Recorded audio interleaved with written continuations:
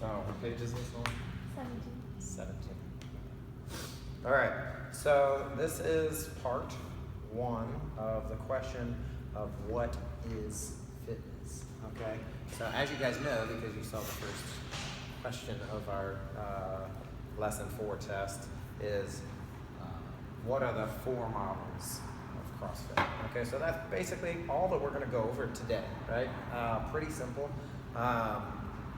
And these 4 models are basically make up the basis or the definition of CrossFit.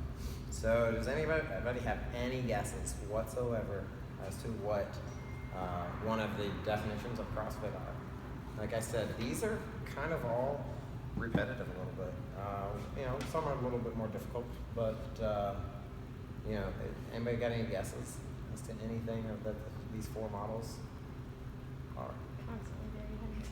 You would think, but along those lines, the one thing that keeps popping up, right? The very first thing is, right, our 10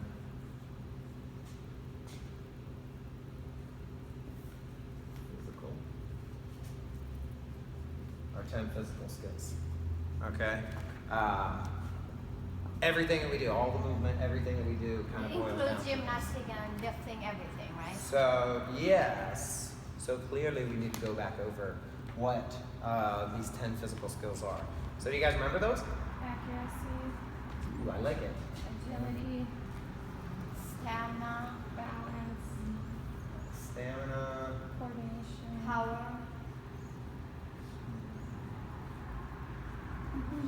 flexibility.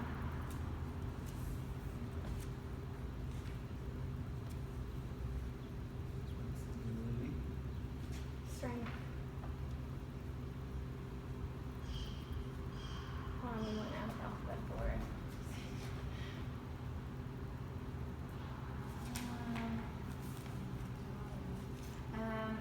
got it? Power. Vigorous yes, I got coordination, strength, speed, cardio. Speed, cardio.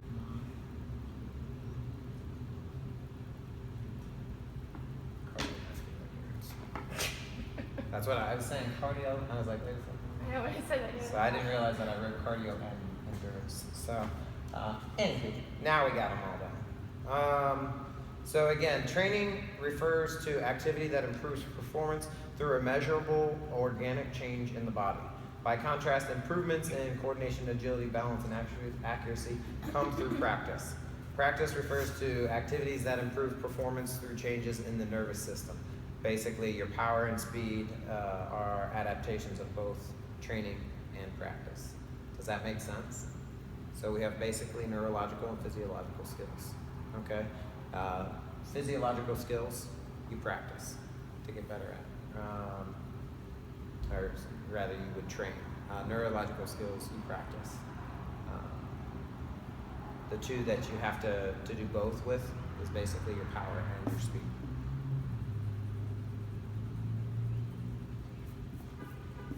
Does that make sense?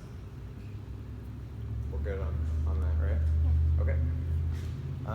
Again, this is the most important part of that.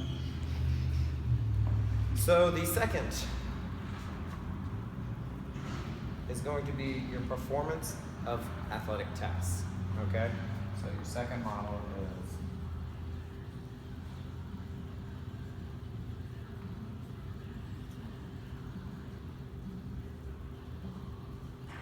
athletic tasks. The essence of this model is the view that fitness is about performing well at any and every task imaginable. So some examples of that would be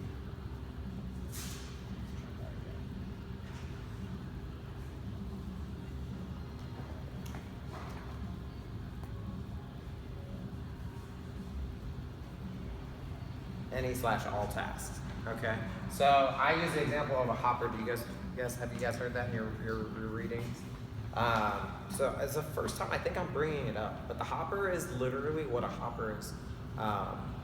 You put a bunch of think of random tasks, right? So workouts, lifting, so on, into a hopper is what they use like in bingo, and then they reach in and they pull out a number. Okay, so you put a bunch of workouts in. We've actually done this with a bucket. Right, we've put a bunch of workouts in, and we've created our own workouts based on that. Right, we're gonna grab 2, we're gonna grab 1, whatever it is. So yeah, any and all tasks. Right, you want to be, you want to be good at any and all of these tasks.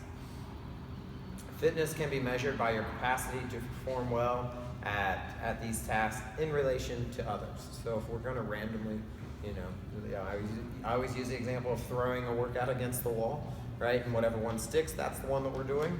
This is kind of the same example. In relation to, so if we throw a workout against the wall and we say, okay, whoever wins this workout is going to be the fittest person today. And let's say all 3 of us do it, and B does it. B's the fittest for today in that particular workout, right? Obviously, that would be just one workout. Getting more into like what we do on a daily basis, we get into the measurable, observable, repeatable.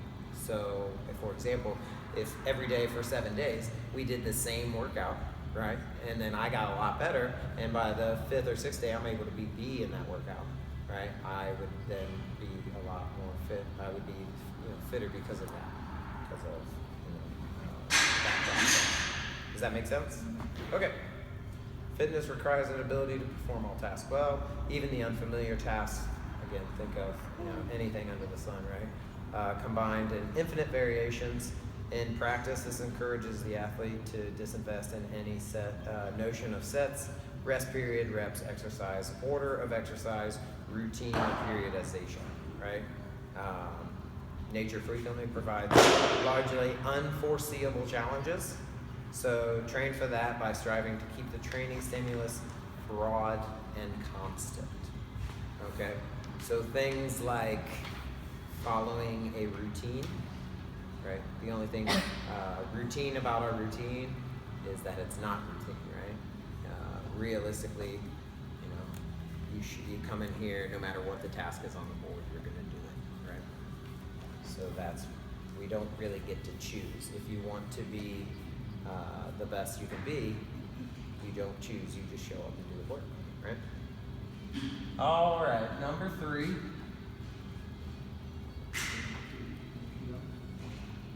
Number 3.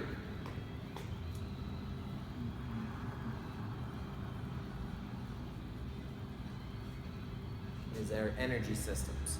So our metabolic pathways, right? This is what drives all human action, okay? So we'll just go over these really quickly. I always mess up the spelling of this.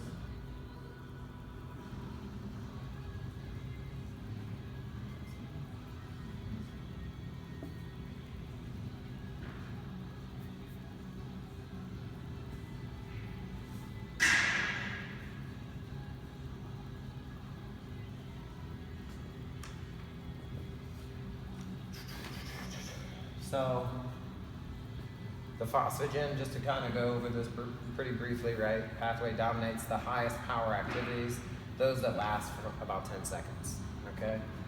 So this is super high output. The glycolic pathway dominates moderate power activities, those that last several minutes, okay? So that's kind of an even one. And then oxidative, think of oxygen, right? Those aerobic exercise. Pathways that dominate low-powered activities that last for several minutes, beyond a while. So total fitness requires competency and training in each of these 3 pathways or engines, right? Balancing the effect of these 3 pathways largely determines how and why, the how and the why of metabolic conditioning or cardio that we do in the gym, okay? So we can't be really good at one without the other. So, and we've already talked about how we get good at all of them, and that is by adding higher intensity.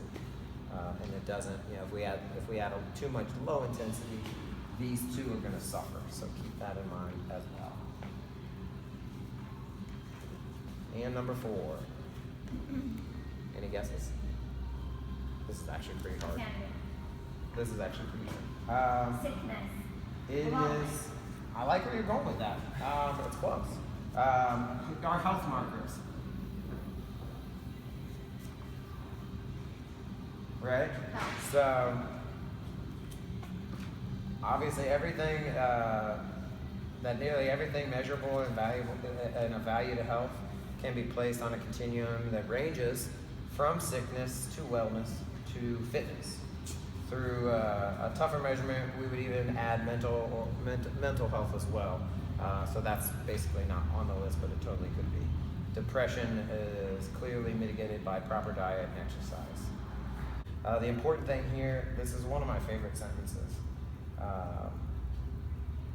If you develop the capacity of a novice in several different events, so something like a novice as an 800-meter track athlete, a novice gymnast, and a novice weightlifter, you will be fitter than any world-class runner, gymnast, or weightlifter.